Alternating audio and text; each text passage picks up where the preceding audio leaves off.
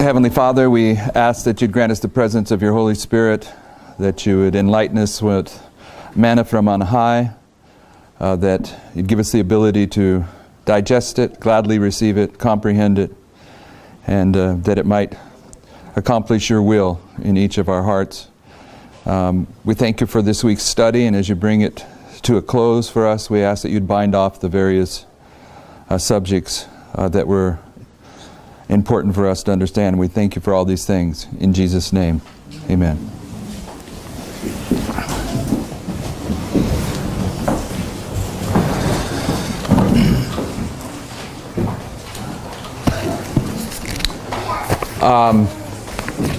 I have a lot of things to bind off just from what I plan to present here, and then I inserted myself into Tabot's material, and I still probably have to speak to that a little bit.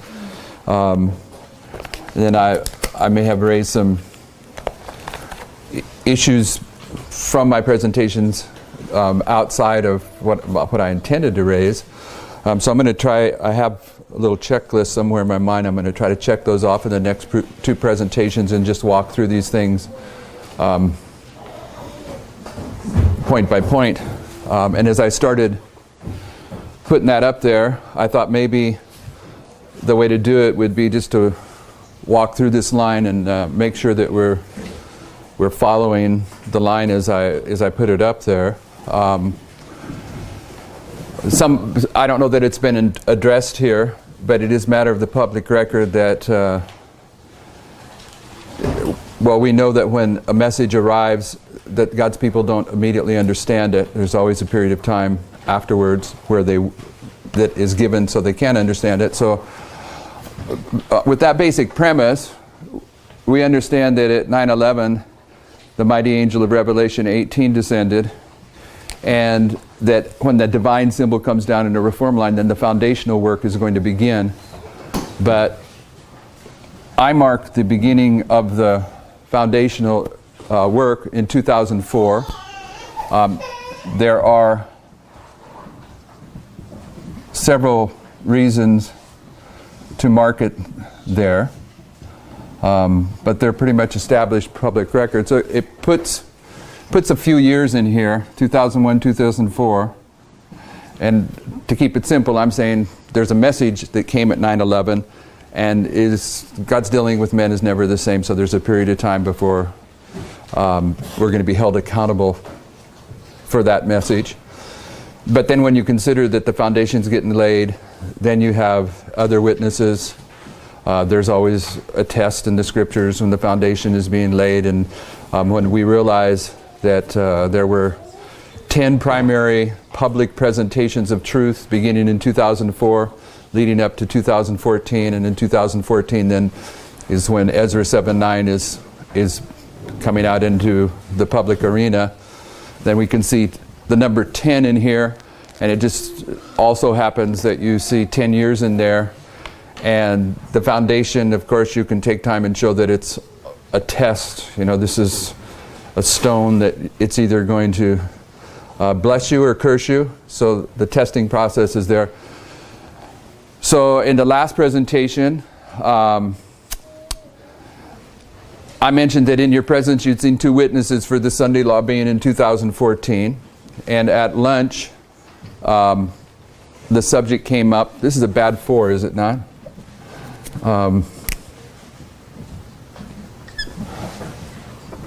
What is the purpose for what's the justification for putting 2014 as the Sunday law? And the justification is this, and it'll be hard for me to do this simply because it's truths that came together over a period of time, one by one. But I'll try to show you over here. When the Lord led us to understand the 25:20, ultimately He led us to Daniel chapter 5. He had led us. We had come to understand that Daniel chapter 1 represented the first angel's message, Daniel chapter 2 the second angel's message, and Daniel chapter 3 the third angel's message in Revelation 14. And it's not a casual connection, it's airtight. characteristics of the first angel's message in Revelation 14. They're all there in chapter 1 of Daniel. So too with Daniel 2 and the second angel's message. Daniel 3, a warning against the Sunday law, the third angel's message in Revelation 14. I don't know how many times Sister White identifies the story in Daniel 3 as the Sunday law. You know, it's just that airtight. But then when you get to chapter 4, you have Nebuchadnezzar, and he's going to reject a warning message and be living like an animal for 7 years eating grass. Okay, so we're seeing the 2520 in the story of Nebuchadnezzar, and we understand, Sister White says that the judgment of Nebuchadnezzar the first king of Babylon, typifies the judgment of Belshazzar, the last king of Babylon. So we're seeing a beginning and end, a type, anti-type, inspiration pointed out, and we're seeing that the judgment of Belshazzar has been typified by the judgment of Nebuchadnezzar. When William Miller is presenting the 2520, he uses Nebuchadnezzar's 7 times living like an animal as one of his points of reference, so it's already an established point of reference. But we see that in the handwriting on the wall, many tekel upharsin, and the fact that Nebuchadnezzar typified Belshazzar, that judgment, the handwriting on the wall, has to be typified by Nebuchadnezzar's judgment in chapter 4. So we're seeing Daniel chapter 1, 2, and 3 as Revelation 14, the 3 angels' messages. And then we're seeing that in chapters 4 and 5, we're seeing the Millerite history. And I'm saying that for a lot of reasons. One of the reasons is that most of you know about William Miller's dream in the book Early Writings, beginning on page 81. I didn't get to deal with that, but it's beginning on page 81. And William Miller's dream is not his first dream, it's his second dream. And you'll notice that Nebuchadnezzar had 2 dreams. So we go in and we make a case that Nebuchadnezzar is typifying William Miller. Okay, so when you get to chapter 4 and you see the 2520 of Nebuchadnezzar, we're seeing William Miller being typified by Nebuchadnezzar himself, and we're seeing that as the beginning of Adventism and Belshazzar being the end of Adventism, and we have this formula, many tekel upharsin. And initially, it wasn't a big problem. The Lord is opening up to us that in 1863, these 2 sacred tables were set aside for the 1863 chart, and then we realized that 1863 has so many prophetic connections to it. It's one of the most profound waymarks on our lines that we deal with. And we reach a point in time where in William Miller's dream we see he uses the word scatter 7 times, and the story is about the foundational truths that the Lord used him to establish getting covered up over a period of time, until we reach the end of that time period when William Miller weeps. And when he weeps, the dirt brush man comes in and begins to sweep the rubbish and the counterfeit coin out the window, and he's going to put those jewels back in a box, and they're going to shine 10 times brighter than they originally shone, and they shone as bright as the sun initially, so 10 times brighter than the sun. So as we're understanding that William Miller's dream is connected to the 2520, we're understanding that in his dream that expression 7 times, it's a scattering that is in there 7 times, is saying that when these 2 tables were set aside in 1863 with the 1863 chart, that in his dream this is the beginning of his foundational truths being covered up, and the fact that he mentions these jewels being scattered 7 times, that it's saying that there will be a period of time before the dirt brush man comes and begins to clean up the mess. Okay?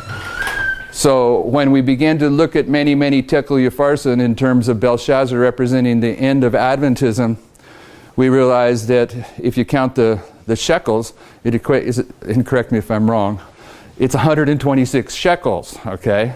So I'm leaving a lot out, but we came to realize that this 7 times represented 126. That's keeping it simple. And it brought us to 1989. Okay? Which is the time of the end where it's been preceded by darkness, and now the dirt brush man is coming in to begin to put these jewels back in their proper order. So that was, when we recognized that was pretty good stuff. It was really nice to stand before God's people and take your time to really go through those details and wow them with that, because it's pretty profound stuff, William Miller's dream, in connection with Nebuchadnezzar in chapter 4 being the beginning of Adventism, and Belshazzar's handwriting on the wall being the end of Adventism. Pretty profound stuff. But from it, I don't know about the other people that were teaching this message, but then we recognized that the value of a many, there was two values. Is it the many? And that we've been using 50, but it could also be 60. So by using the 50 calculation, we'd come to 126, but if you use 60, it comes to 151. And when that happened, the mathematician that I am said, well, I ain't going to leave. I'm not going to touch this anymore. Someone else is going to have to figure that one out. I don't know what the 151 is. And I moved on to other prophetic subjects, but others didn't. They began to grapple with why Daniel chapter 5 can be 126 shekels or 151 shekels. But personally, I had other things to do because I didn't know, okay? So, since that time, we've discovered the correct application of both of them. They were both valid. But there came a point in time in 2012 where it was being studied, private study. And it was a stated private study by a brother in Wales. We're looking at this thing, but this isn't for public consumption, but a couple of people in the private study didn't follow the directions, and they begin to put out in the public arena what they were studying. And what they were studying is that if you take this 126 and you start it in 1888, then it comes to 2014. Okay? But this is being recognized in 2012, and Ellen White says, time shall be no longer. We'll never have another message hung up on time. And it was a pretty controversial subject, but it wasn't going to go out in the public arena, but it slipped out in the public arena by people that didn't pay attention to the directions that were given. And the brother that had come across that information, he got heavily chastised by several people, and that was kind of set aside for a while. Okay. In that time period, I had been communicating with this brother. He's a friend of mine before that, and I could see the logic of his presentations, but I couldn't see how we could have another time prophecy. But before he and I got done laboring with it, the public had turned on him that he was doing something that was unholy, and it got set aside for a while. Okay, so that's just part of this story about 2012, 2014. I have a reason for going there that isn't really that part of the story. So when I was, before it all, the wheels come off the axles in that time period, my argument with the brother is he was saying there was a Sunday law in 1888, and in 2012 he's saying, I think there's going to be a Sunday law in 2014. This is private emails between he and I. I'm saying I don't think we'll ever have a message hung up on time, and if what you're saying is true, then we'd have the responsibility to say that. But I was also saying that I don't think there was a Sunday law in 1888. I'm saying even if what you're saying is true, there was a Sunday law introduced in the Congress of the United States in 1888, the Blair Bill, but it didn't get passed. So if Jesus illustrates the end of a prophecy by the beginning of the prophecy, if we're going to say the end of the prophecy is a Sunday law, then we need to have a Sunday law at the beginning. So now, as we look at it, I would at least grant this, that in 1888 there was an inference of a Sunday law, the Blair Bill, without a doubt, but it wasn't a Sunday law. There's some kind of Sunday law inference in there. You follow me? Therefore, if this prophecy, this time prophecy were true, when we get down here, I don't know that we will really have a Sunday law, but we're going to have some kind of inferred Sunday law, or you get my point, hidden Sunday law. And here we are in 2018, and we now all accept that there was some kind of Sunday law in 2014, but we really don't have we got some good, close inferences, but if we really had one that we could put our teeth into, then everyone would be united, and we'd be saying, this was it in 2014. And one of my approaches to this is that in this history, now follow this, I'm going to try to make a point for you here that I would like for you to digest and see if it's valid, is in the story of the foundation. This is the foundation in this history.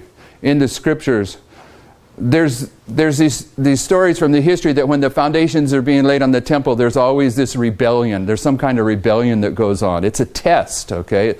And so you would expect some kind of test and rebellion to be going on in our history. And I actually believe there was a rebellion in 2004 and a rebellion in 2014 at the beginning and ending of this history, but we're not taking time for that. And so this particular history becomes a test for us here at the end of the world, and I'm saying that part of the test is consistent with this history. And with this history, the angel of Revelation 18 comes down, and everyone in this room will probably say that he had a little book open in his hand that we're supposed to eat, but he didn't. What he had in his hand was hidden manna. And the only people that can see that he had a little book, the people can see that hidden manna, are people that have been using the methodology of this movement line upon line. But if you know in early writings that Sister White says when the first angel came down, he had a little book open in his hand, and when the second angel came down, he had some writings in his hand, and when the third angel came down, he had a parchment in his hand, then you know you have three witnesses that when the three angels of Revelation 14 come down, there's something in their hand that you have to take and eat. A testimony of three tells you that when the angel of Revelation 18 descends, he has something in his hand that you have to eat, even if you can't see it. It's the hidden manna in the promise to the church of Pergamos. Therefore, when this comes down, it is a test, and the test has to do with you and I being able to recognize the hidden manna. So when we get to the conclusion of this testing process in 2014, at the end of the foundational test, I'm saying it's consistent that part of the test is that you and I have to be able to recognize this inferred Sunday law, even though it's hidden. It's not going to be open. It's going to be hidden. It's consistent. You've just went through a training course here, and at the final test of this period of time, you're going to get tested with do you really understand what you ate when you ate that hidden manna? Do you have you settled into the methodology that helps you to see it? And as of today, don't anyone answer this question with the answer. I don't want you to give me the answer, but I want you to answer this. How many of you today have seen evidence of the Sunday law in 2014 with two witnesses? Raise your hand if you have recognized it. Oh, we got one over here. Is that a raised hand? Do you think you saw it too? You're just because he is. I see one hand. Is there any other hands? Okay, therefore, if that was presented today, we all just failed the test. Right? But it's okay because we still got time. So, right? And in 2014, brothers and sisters, kind of a different thought here, but I want to put it in the record. 2014, there's a special truth getting opened up that's based upon the midnight cry of the Millerite history. What is that special truth that's beginning to be opened up, if you're going to put it into one verse? Ezra 7:9. Okay, in this history, the cornerstone of the midnight cry for Samuel Snow is opened up to us, and we begin to see things out of Samuel Snow's midnight cry message that change the whole layout of what we're doing prophetically. You follow me? From the first day of the first month to the first day of the fifth month is 120 days. Now we're seeing 120 as a symbol between 9/11 and the midnight cry. And we're seeing the number 70 as a symbol from the midnight cry to the Sunday law. That comes from us looking at Ezra 7:9. Okay? So today, our brother here was giving us a kind of a summary of his presentation on Samuel Snow's midnight cry message. And I don't know if you caught it, and he's going to have to help me with this. Just from over there, you don't have to get up, but he showed us from those documents of Samuel Snow, the development of those documents and the publications, that there was a chiasm that began in the Millerite history. Now this is our history, but I'm going to just superimpose it. And it was 2 months and 18 days? Yeah. 2 months and 18 days to here that brings you right here to this point in the Millerite history. And then 2 months And 18 days, 16 days. 16 days. Yeah, 16. You said 18, I think 16, but it's 16. Okay. Both of them are 16. 16, that's the same. It's a chiasm. And do you remember this chiasm that he put up here today? And it lines up with 2014 in our line, does it not? Yeah. Okay. Now, okay, May 2nd, Millerite history. Everyone remember that? And the May 2nd in Millerite history was corresponding to what in biblical history? The Passover. So the Passover down here was the cross. And the cross was a chiasm. And he told this plainly to us. And he said the chiasm here of the cross was 3.5 and 3.5. So what I'm telling you, brothers and sisters, right here at May 2nd in the Millerite history, in the message of Samuel Snow, which was the Midnight Cry message, there are two chiasms. The history of his publications that connect with the chiasm of the cross that mark 2014. Therefore, you have two witnesses to the cross, and it's been understood for 20 years now that the cross is a symbol of the Sunday law. You see it? It's hidden, but it's there on two witnesses, and one of the witnesses is Christ on the cross, and he's our example in all things. Okay, so there was hidden manna opened up for us here today, and we failed the test up until this point. Okay, so, all right, that's one of the loose ends I needed to put in place. And we were talking about, did I do that accurately? Okay, did everyone follow that logic? Did you not hear that today? Do you understand that the cross is typifying the Sunday law? Okay, because the Sunday law has been typified in Millerite history by October 22nd, 1844. This is where the vision is fulfilled. Though it tarry, wait for it shall not tarry, it will come. And in the Millerite history, it came on October 22nd, 1844. And that is typifying the Sunday law in our history. On October 22nd, 1844, produced the Great Disappointment. And when Sister White identifies the history of the Great Disappointment, she goes the history of the cross and says the disappointment of the disciples immediately after the cross typifies the disappointment of the Millerites on October 22nd, 1844. So October 22nd, 1844 and the cross are typifying the Sunday law. There's your Sunday law in 2014 on two witnesses, and one of them is Christ. Right? Okay, so now, at lunch, someone says, well, what is your justification? I mean, why do you get to pull the rabbit out of the hat and say, well, we'll start the 126 in 1888? I mean, what justification do you have? What justification do you have and put it in 1863? And I've given you the justification. Well, this is where William Miller's jewels begin to get covered up with the 1863 chart. And because William Miller is going to set forth the 7 times scatterings, you've got a justification for plugging in the 126 shekels in here. But where are you justified in saying, okay, let's start it in 1888? You get my point? I'm raising a consideration that was raised at lunch. Do you get the question? Why do we have the right to do that? Okay, so there's probably lots of reasons to say why we have the right to do that. The right to do what? The right to take this 126, apply it here, and then also apply it here. Now, where these lights start to really impact me, where I begin to understand them, is when I started listening to Elder Tabo's 126 and 151 presentations.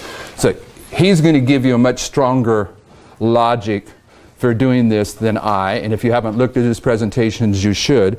But I'm going to give you the logic that fits for me. If I have to explain it to someone, this is how I'm going to explain it, even though his explanation may be better. You can use his. They complement one another. Here's my explanation, is that the 2520, if you caught it, Sister Mako, I think she was saying that this light of the midnight cry, the history represented by these charts in the Millerite time period, I think I heard her say something like the 2520, it's a symbol of this whole ball of wax. If she didn't say it, you could read it in there. I don't have a problem with using the 2520 as a symbol of the history of the Millerites, and therefore a symbol of the history of the midnight cry. And in 1773, you have a waymark that you can get. You can confirm it as a prophetic waymark with the history of the French Revolution, but you don't need to go there. All you have to do is go to either Christ in Matthew 24 or Sister White in the Great Controversy, and they both speak about the persecution of the Dark Ages, and in 25 years before the end of the Dark Ages in 1798. Now the reason I'm saying that is 1773 is a prophetic waymark. Okay, it's not just a date that's pulled out of your hat. 1798, is that a prophetic waymark? Yeah. Okay, so I'm saying it's curious that there is 25 years from there to there. And then if you go to 1818, you have a prophetic waymark. What's this prophetic waymark? It's the formalization of the message. Miller now has his message. In 1818 is 1818 in William Miller, but what happens in 1888, it's been typified by Moses at the burning bush. It's been typified all over the place with the formalization of the message. So it's a waymark. But William Miller, he's predicting 1843 as the coming of the Lord, 25 years later. And this is not only his prediction, which is divinely ordained. That mistake is purposely put into human history to purify the Millerites as they move to October 22nd, 1844. But it's also the fulfillment of the 1335. So it is a waymark, a prophetic waymark. It's not a date that we're pulling out of our hat. If you go 20 years later, you'll find one of the most, it's just so many waymarks, or so many characteristics of this waymark, it's just unreal. Okay, you got the dead center of the Civil War, and we're told there's going to be a Civil War at the end. You have the first Republican president typifying the last Republican president. You've got the rejection of light, not only with these charts, but this is the arrival of the health message in Advent history. You've got a story of Jericho there with Ellen White's youngest and oldest son. All kinds of evidence that this is a waymark. And then if you go 25 years beyond that, where do you end up? 1888. Is there anything prophetic that happened in 1888? Okay, it is a waymark also. And if you go 20 years beyond that, you come to 1908, which I'm going to say is marking the Alpha apostasy. All right? And there's lots of evidence to bring to that. So what I'm saying is, this history from the opening, even before the Millerites get started in 1798, all the way up to the Alpha apostasy, it's governed by a 2520, I don't know what you call it. What do you call that? Pattern, okay? So, what is the justification for pulling 1888 out of the hat? Well, the justification is right here, brothers and sisters. 1863, each one of these periods becomes prophetic periods. They begin with a prophetic waymark, they end with a prophetic waymark. You can treat them as, 6 periods if you choose, or you could treat them as 3 periods, 2520, 2520, 2520, or you can treat them as 6 different periods. If you do that, you've got 3 witnesses to what 25 represents and 3 witnesses to what 20 represents. We're not going to go there. But what I'm going to do is I'm going to pull this one out, 1863 to 1888.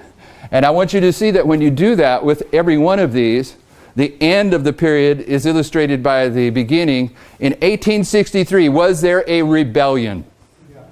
In 1888, was there a rebellion? Does Jesus illustrate the end from the beginning? Yes. Okay, so 1863, we start a 126. we start another one in 1888 because these two waymarks are connected. Now, here, what are we saying, what work ends in 2014? We're done laying the foundations, brothers and sisters. Now the temple is going up. You understand that, right? Okay, but we're saying that the 126 is a symbol of the 2520 in our history, yes? Yes?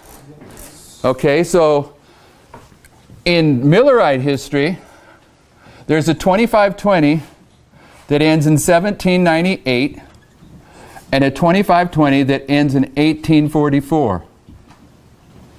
Yes? Okay, what is 1798? It's the time of the end. That's what 1989 is. What has just finished in 1844? The foundation. You see, brothers and sisters, this is the foundation. But after 1844, they had to come to understand the pillars. The foundation is finished in 1844. Now the work on the pillars begin. And here in 2014, what has just finished? The foundation.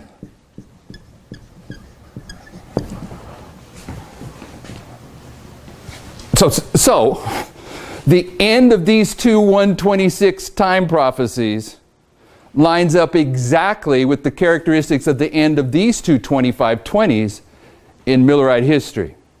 You follow me? Okay, so there's a justification for that. The justification for pulling 1888 and plugging it in with the 126. Everyone with me? Okay, I had to put that in place. That's in place. Now we're going to erase some stuff. There's also a 25 between 1989 and 1940. There's also a 25 between 1980 and what? Between what? You could probably carry this. Okay, now wait a second. Wait a second. This is for everyone, not just for my brother Bruce. We're into 1.5 presentations for me to try to pull everything together. I don't care if you want questions or you want to help, but you've got to be to the point and not lead me along. Don't make me get led to the conclusion. If you got some input, put it in and put it in quick, because I'm racing whether you realize it or not. I'm just saying, those 25 you're referring to now. No, I'm just saying, they probably worked forward, is what I'm saying, period. That's Okay, so you're saying based upon the testimony of 3, they probably just keep going, and you're going to say there's probably something in 1833, and then something in 1853, and then something in 1978, and so on and so forth. That's outside the scope of this study, even if it's true. Okay, all right. So, are you realizing now what I'm saying? What I'm saying is, we have 2 witnesses for 2014 being a Sunday law. And they're connected with the midnight cry message of the Millerite history. And they're 2 witnesses from 2 chiasms, and the very center of them is the cross. It's pretty profound witnesses, I think. Kind of blew my mind when I saw that. And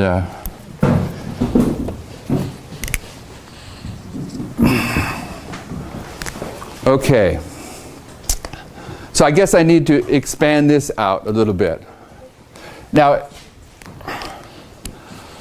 I have to take time to deal with my, my raising Elder Tabo's presentation up in the way that kind of challenged whether it was valid or not yesterday. But I've told you today, I think it's valid, 100%. What I didn't want to happen is I didn't want this group to sit here and hear a speaker say, it's impossible for this movement that we're in to sin based upon the reform lines. That's not enough. You got to go, to me, you got to go in the reform lines and you got to define what that means, because there's too much information that says any people, any church that doesn't live up to the light that they have can be passed by.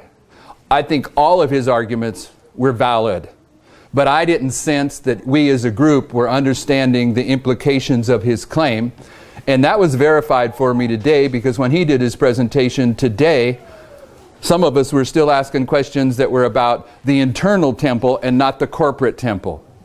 So what I put in the record today is another argument, is that this final reform movement that parallels all the other reform movements, it is the final generation, and this generation does not pass. Okay, so this isn't a generation that goes on further where you see the backsliding and the darkness and then another reform movement come up at the end. The Bible is clear. This is the final generation. The generation that sees 9/11 is the last generation on planet Earth. So it's of the reform movements, it's the one that has the caveat that this one doesn't proceed through 4 generations. This generation is a first generation. It is the chosen generation that is a kingdom of priests, okay, a holy nation that was called out of darkness into his marvelous light. You follow my logic? So if you think he and I were at odds, that's my fault for you being led that way, but I did it on purpose to try to challenge our thinking. I'm not sensing, particularly in Canada and the United States, the affluent Western world, that we are recognizing the seriousness of some of these truths that are coming to the surface. Some of the other places in the world where people evidently have more conscious awareness of their needs because they're not living fat and happy with the luxuries of the Western world, is my guess. They seem to be understanding the implications of some of these truths more than others. Okay, one of them, I never mentioned, but I'll put it in place. I'm thinking the prophetic record says that anyone that's a member of this church needs to be baptized, because this is the end. And at the beginning, the rite of circumcision was being marked by Abraham to illustrate the rite of baptism in this final church. And it comes with the conviction for me that in the story of Abraham, anyone that wouldn't be circumcised was to be cut off from Israel. That's different than I have understood that my brothers that are teaching about baptism are teaching, because I've understood them to be teaching that you should be rebaptized if you're aware of new light. We have biblical justification for that, spirit of prophecy justification for that. And you should be baptized if you're a new Christian. I'm saying it's something bigger than that. I'm saying that if you in this room get baptized into this movement and this message, it's going to cause you heartache with your connections with the Seventh-day Adventist Church like you haven't had yet. But that heartache is consistent with what we have understood is the environment that the ensign gets lifted up from. The ensign gets lifted up as persecution and resistance is measured out against God's faithful people. And you know full well, if you go back into that Seventh-day Adventist church that you've been hanging out in, and you let them know that you are going to get baptized into this church, you're going to catch some flack. So be it. I put that in the record. But what I'm saying is I don't think you're getting the secondary implication that seems to make sense to me. And that is, we need to be meeting with ourselves on Sabbath. I don't mean that we need to separate from Seventh-day Adventists, because I believe we're supposed to be carrying a message to Seventh-day Adventists. But I believe it's time that we start benefiting from the positive things that happen when we come together as like-minded believers on the 7th day of the week and participate in studying the present truth message for the hour. And that being said, I'm not trying to twist anyone's arm, but I'm putting that in the public record because I'm wanting you to see that the messages that are going out now, they're a little bit more serious in my mind than it seems that the people in the United States and Canada are understanding. Okay? If I'm right, we're already on borrowed time. We're already past time. Okay, so I put that in the record. I wanted to say that too. And I'll leave it alone. Let each man be fully persuaded in their own mind. But let me do something else here. Sure, fire away.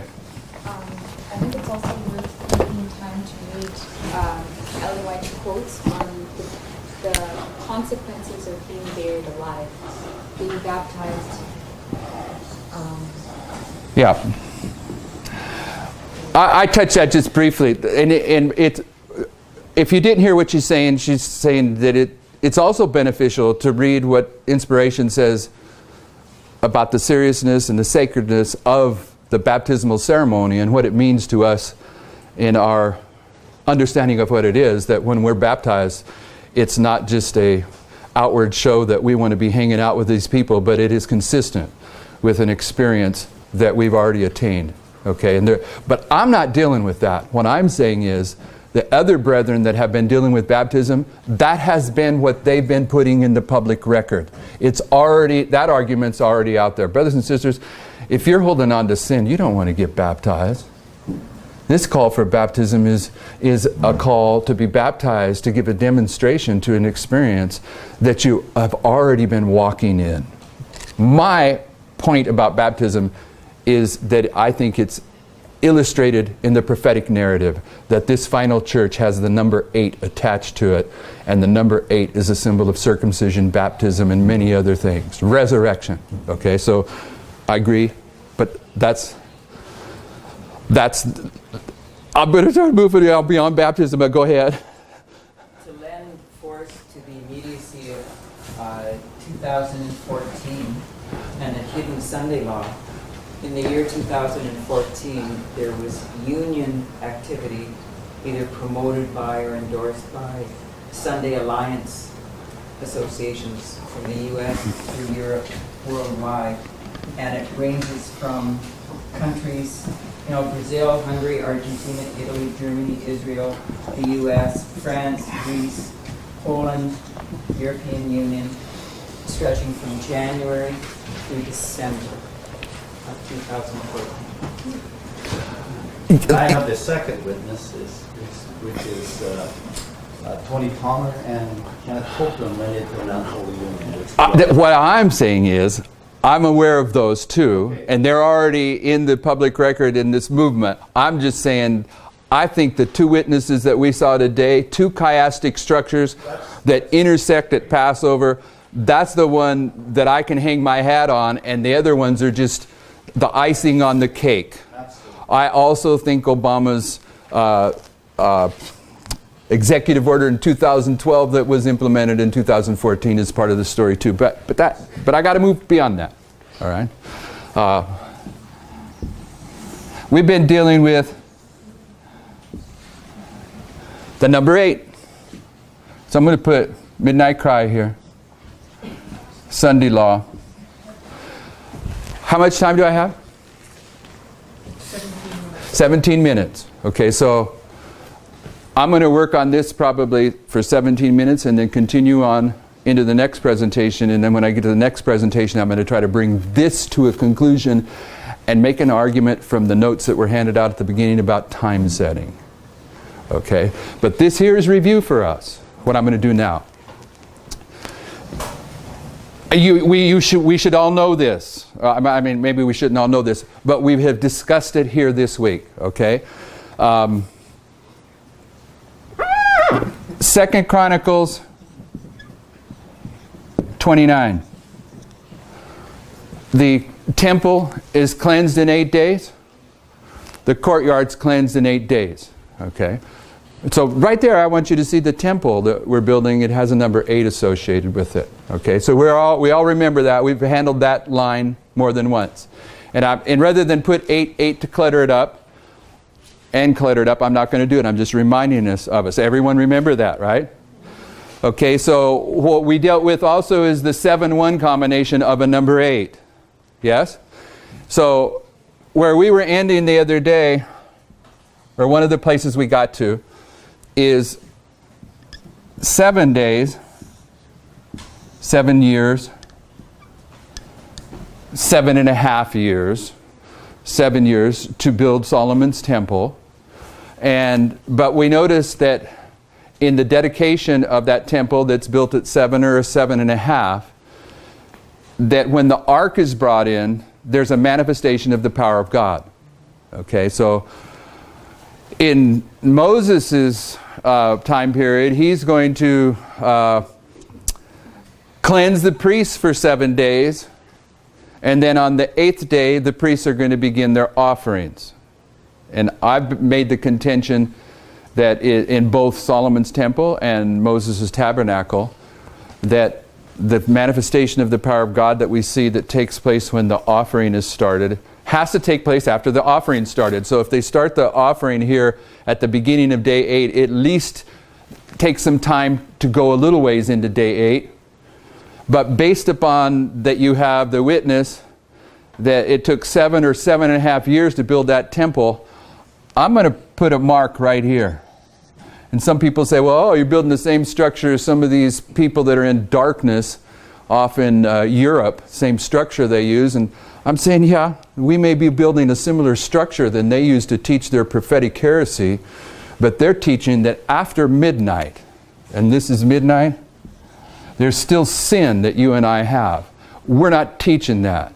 So it might be a similar structure, but we're deriving a different understanding from it. And from what I understand, Satan tries to introduce counterfeits in advance of the truth in order to prevent God's people from recognizing the truth when it arrives. So I'm not afraid of having a similar structure if I'm not teaching what they're teaching, and they're teaching that you and I can still have sin after our probation closes, and our probation closes as priests right here at midnight. You follow me? Now, if you remember the harvest line that we drew, the Levites, the Nethinims, their probation closes what? Progressively. From Levites, from the midnight cry to the Sunday law, 11th hour workers, from the Sunday law to the close of probation, right? Yes? Okay, but for the priests, our probation closes at a point in time. Okay, this has been one of the, I've recognized recently, this is one of the struggles about us grappling with these histories, is harvest is going progressively, but for us, harvest is singular. You got this period of time, there seems to be a break in the harvest. It's just, how do you answer that? And it's been answered for me in this way. That the priests are not only the priest, they are an offering. Okay? And who's our example as a priest? Christ. Was Christ an offering? Okay, so he was both an offering and a priest. And in order to be an offering, what did Christ have to do? Pardon me? No, he had to die. He had to die to be an offering, yes, but if God came down and was going to die, it couldn't happen because divinity cannot die. What did Christ have to do to be an offering? He had to be incarnated into human flesh. It was the human flesh that died. Okay? So before Christ is an offering, he has to be incarnated into the human flesh. Divinity did not die at the cross. Does everyone understand that? It's in black and white in the spirit of prophecy. So if he's our example in all things, and we're priests, we're going to close our probation here, but we're also an offering. We're an ensign that's going to get lifted up. What has to happen to us in this 7 days of purification? What has to be secured in us for eternity? The incarnation. We have to secure the presence of the Holy Spirit in our being and never change that arrangement ever for eternity. I can't find the eloquent words I would like to use to describe that, but it has to happen. And what I'm saying is that in this scenario, when Solomon brought in the ark, we're seeing the incarnation marked in here with the manifestation of the power of God. And what kind of, I don't know how to answer this question. This manifestation of the power of God, how is it different than the manifestation of the power of God that's going to take place over here? Remember, one of them was a humble awe, and the other one was a loud shout. Which was which?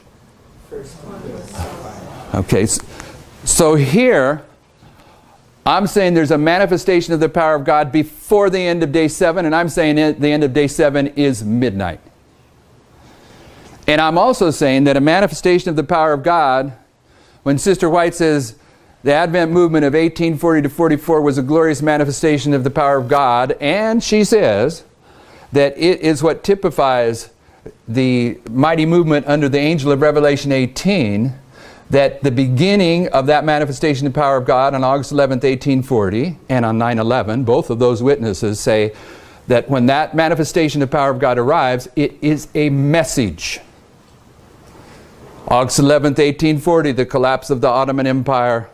9/11, the restraint of Islam. You follow me? The manifestation of the power of God. What is the power of God? Yes, okay, but where are we going to get that power of God? How do you get Christ in you? By eating this word. If you don't have this word involved with the manifestation of the power of God, you don't have any manifestation of the power of God. Okay, so I'm trying to emphasize this component of the manifestation of the power of God, that it is a message that arrives here that marks that the priests have secured the experience of the incarnation, Christ in you, the hope of glory, for eternity. So what would this waymark be? Well, I hesitate to do it because we've kind of been teaching that the PBM is a period of time, and it is. That's what Samuel Snow teaches us, right? The PBM is a period of time. But it is also a point in time, because it can be established that between the PBM and here, there are how many steps? 3. Okay, so in order to have 3 steps between the PBM and the midnight cry, at one application, the PBM has to be a point in time. You know, you can't say, oh, it's a period of time and there's 3 between it and this. Okay, you follow me? So I'm saying the PBM is marking the incarnation, and that the temple's got to be done by then, because the ark has just got brought into the temple. Okay, and there's a humbling into the dust that's going on with the recognition that it's finished. And I'm saying that in the story of Solomon's temple, when you get here, one of the things that we're told is that God's people are in unity. And unity is accomplished by what? Unity of truth. Sanctify them by thy word. Thy word is truth. Okay, manifestation of the power of God, PBM. Okay, so now what I'm saying is that this 7 is also 7.5. And this is number 8, this whole history here. 8th day. This is the day that the first fruit offering, now it's been taken out from underneath its mother's feeding. It's been feeding under the mother, the newborn, for 7 days. And now on the 8th day, it can be an offering, a first fruit offering. Are the 144,000 a first fruit offering? Yes. Okay, so there's 7 days. What are they doing for 7 days? They're in the upper room. Okay, that's a good illustration. What else are they doing? They're feeding. Those lambs are feeding at their mother's breasts, right? For 7 days. They're full up. Now they're ready to be a first fruit offering. And they're going to come into this history. And the offering is going to take place. And then there's going to be a manifestation of the power of God. And I'm going to put it right in the middle. It just makes sense to me that this is the first half of 8. And if this is the first half of 8, then this is what? The second half of 8. Yes? Now we have a problem. Elder Talbot brought it out, that we've taught in agreement with the parable of the wheat and tares, that the tares are bound first. But recently, we've come to understand upon the macro story that at the close of probation, the wicked and the righteous, they're all cut down at the same time. There's no evidence in there of a distinction between the tares being cut down first and bound in bundles before the wheat are cut down first and bound in bundles. So which is it? Are the tares bound first or are they not?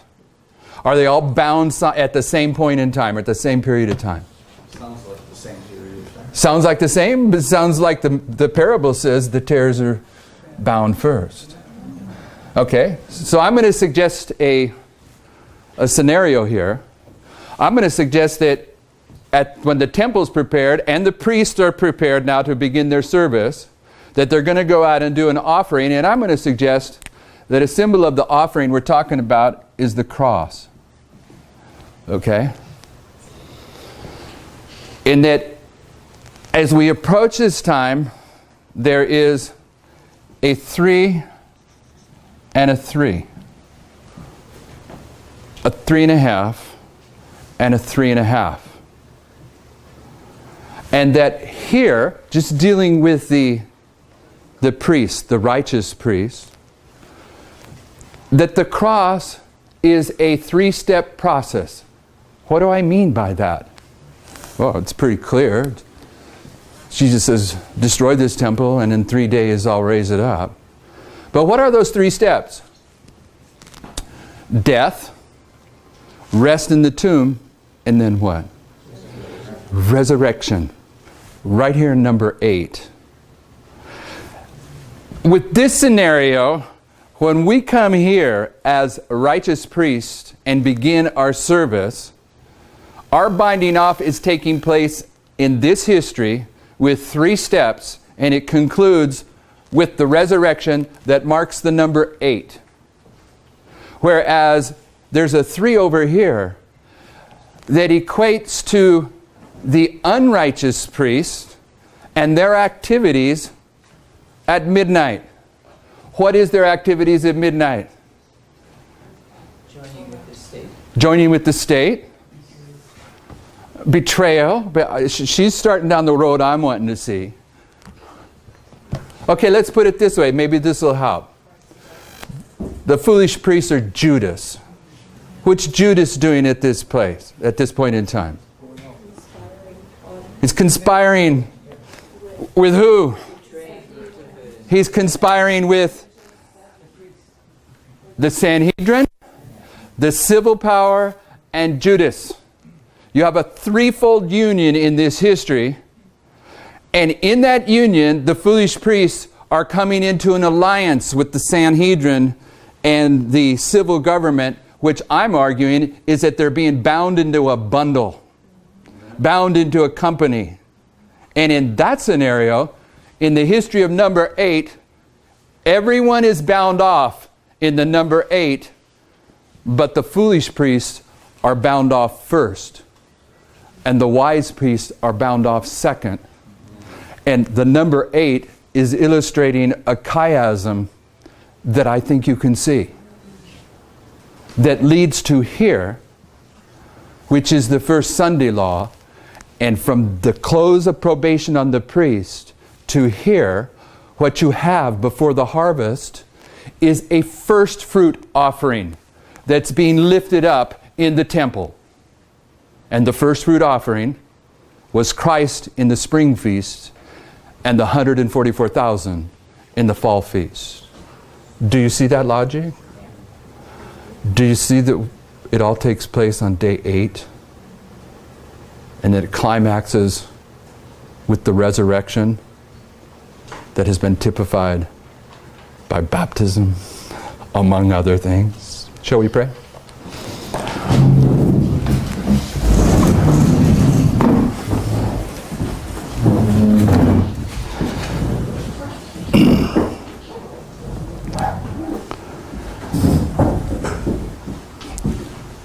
Father in heaven, it's this truth that you're opening before us in the chronology, the lines, the principles, the Millerite history is impossible to be considered as some human invention.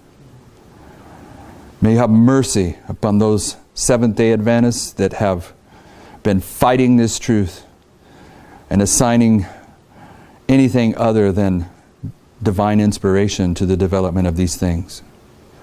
Most certainly the human hands have touched these things. There have been some mistakes made, but overall, you have protected this truth from beginning to end. We thank you for this week of study. We ask that you continue to bless us right up to the end. And as we take a short break, we ask for a refreshing that we might come and try to bind all these thoughts off here before we break camp. In Jesus' name, amen.